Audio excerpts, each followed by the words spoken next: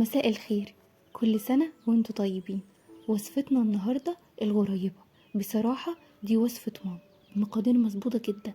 هطلعها معاكي دايبة دوب، وهحاول اقولك كل الاخطاء اللي ممكن تقعي فيها عشان تتجنبيها وتطلع معاكي الغريبة بالشكل اللي انتوا شايفينه ده. واوعدك دي الوصفة اللي هتعتمديها كل عيد. بالمناسبة ده اول فيديو اصوره بصوتي، وكنت مترددة ان انزله، بس لو عجبكم هنكمل كده لانه رأيكم يهمني. كملوا الفيديو للاخر وامشي معايا خطوة بخطوة علشان تعملي انعم غريبة. في الاول معانا مقدار كوبايتين من السمنة اللي حافظينها في التلاجة قبل ما نستخدمها، وهننزل عليه بمقدار كوباية واحدة من السكر البودر، وهنخلطهم حلو بالشكل اللي انتوا شايفينه ده. وبعدين نضربهم بالمضرب لحد ما يوصل الخليط بتاعي للقوام الكريم اللي هتشوفوه بعد 10 دقايق من الخلط، او ممكن اكتر حسب قوة الضرب.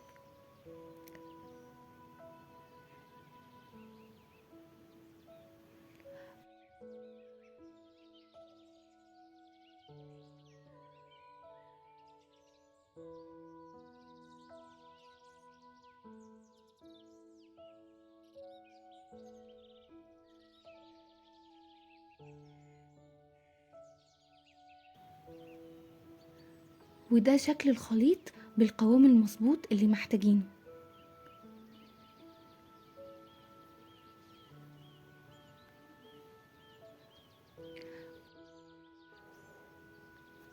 وبعد ما بنضربه بننزل عليه بالفانيليا بمقدار نص معلقة صغيرة وذرة ملح عشان تظبط الطعم. وبعدها بننزل بمقدار 4 كوبايات دقيق. وبعدها بنعجن كل ده لحد ما الخليط يمتزج معانا.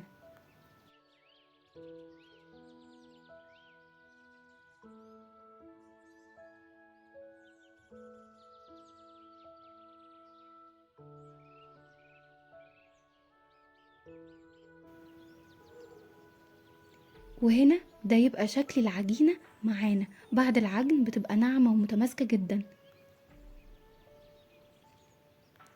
وهنا سر العجينة في انها ما تشققش عند التشكيل، ولو شققت بنضيف حبة دقيق عشان تظبط معايا. وهنا كنت بجرب معاكم شكل العجينة بعد التشكيل عشان اعرف محتاجة دقيق زيادة ولا لا.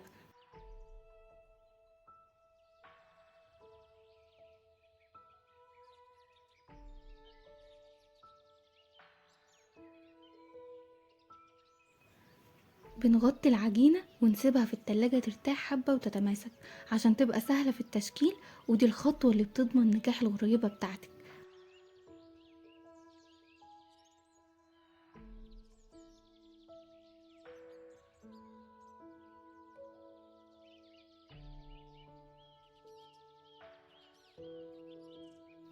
بعد ما بنخرجها من التلاجة بعد نص ساعة أو ساعة مثلا، بنبدأ نشكلها ونزينها بالشكل اللي بنحبه. أنا هنا شكلتها بالشكل التقليدي بتاعها، بحسه لطيف جدا وبيبقى كأني جايباه من المحلات. بكورها كور صغيرة وما نفردهاش قوي لأنها هي هتعمل قاعدة لنفسها وهتتفرد حبة وتوصل للحجم المطلوب. وعلى الوش حطيت حبة فول سوداني أو زبيب، وممكن تحط شوكليت شيبس أو فستق، بتبقى جميلة جدا وشيك في التقديم.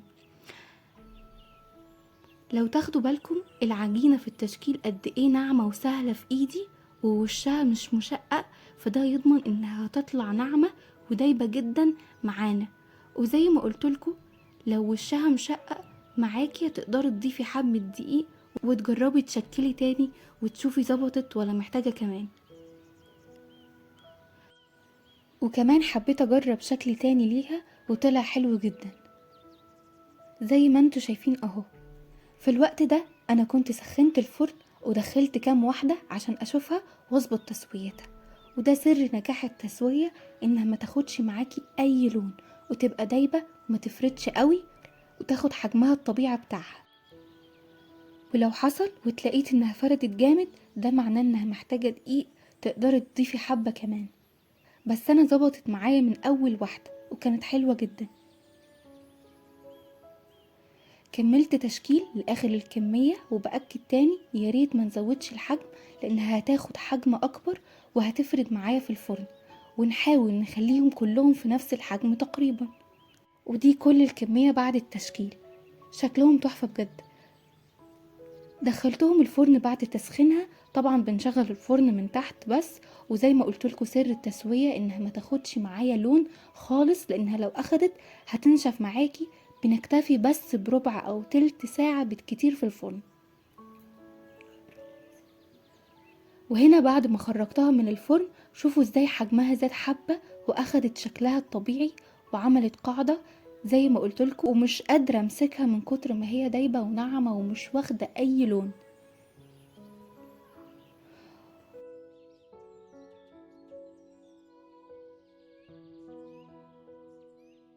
وكده خلصت وصفتنا النهاردة. كل سنة وانتم طيبين وبخير دايما يا رب. هستنى تعليقاتكم ورأيكم في الوصفة، يهمني طبعا وبيشجعني أكمل. ولو حابين نعمل وصفات تانية مع بعض اكتبولي ونجرب ونتعلم سوا. صحيح، ما تنسوش تقولولي رأيكم في الفيديو، ولو حبيتوا طريقتي في التقديم قولولي نكمل كده. وبس كده، دي كانت وصفة أنعم غريبة هتعملوها في حياتكم.